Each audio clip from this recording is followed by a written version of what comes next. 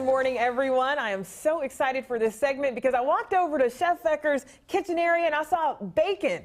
Yeah, bacon is one of the players on the plate. We got many, many good things. First of all, good morning, Milwaukee. How are you doing?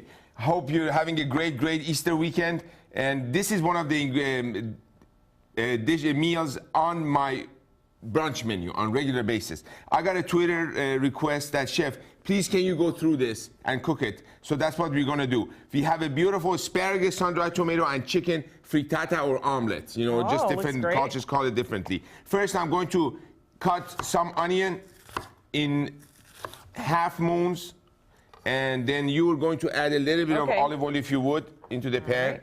And we're going to caramelize this baby. This is the exciting part, when I get to add oil.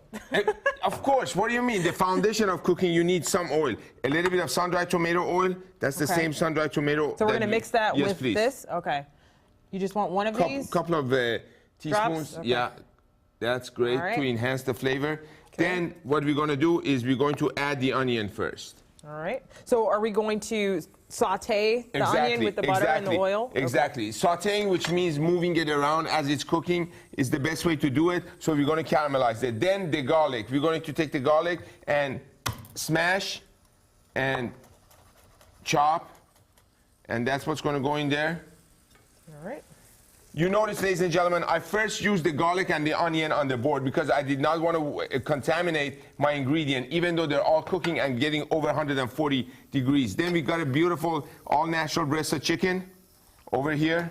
Now, from now on, if I'm going to touch this chicken with this hand, then I need to be careful not to touch anything else with it. So I'm going to use a pair of tongs as a tool, and I'm going to cut against the grain. That means I'm going to cut it exactly the opposite of where the connecting fibers are holding this breast together. We're going to take this and we're going to add this into the mix as well. Okay. Now, so this is the garlic and the onion will give the chicken a lot of flavor. That's right. And in the process of warming up and cooking, the pores of the ingredient is going to open up and it's going to release the onion and garlic flavor together. So all of those beautiful flavors, as you said, are going to get married together. We're going to use a little bit of sea salt here. Okay.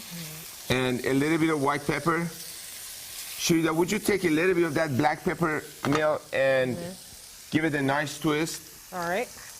Ladies and gentlemen, go ahead. Well, it didn't make me sneeze this time. Sometimes the pepper makes me sneeze. That's why you noticed the white pepper I did, the black pepper you did, because last time it's the white pepper that made you sneeze.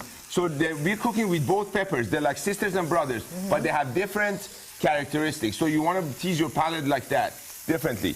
Next. What I'm going to do now, I'm going to show you another trick quickly. First, we're going to put this chicken away.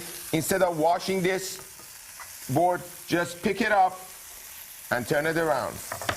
Now, you have no chicken on this board anymore, so you can work with it. I don't need to use this knife anymore as it had chicken on it. That's going here with the chicken plate, so we make sure that we don't use it anymore. Now I have a smaller knife. Sun-dried tomato. The oil is in there, and I'm going to cut it into strips. And once we do that, we're going to put that also in that pan. And then the asparagus. Then when we come back, we're going to do the eggs. And you're going to see how beautiful this whole thing is going to look. It's going to be delicious. Stay with us. We'll be right back. No, it's going to be feckalicious. Exactly. Feckerlicious.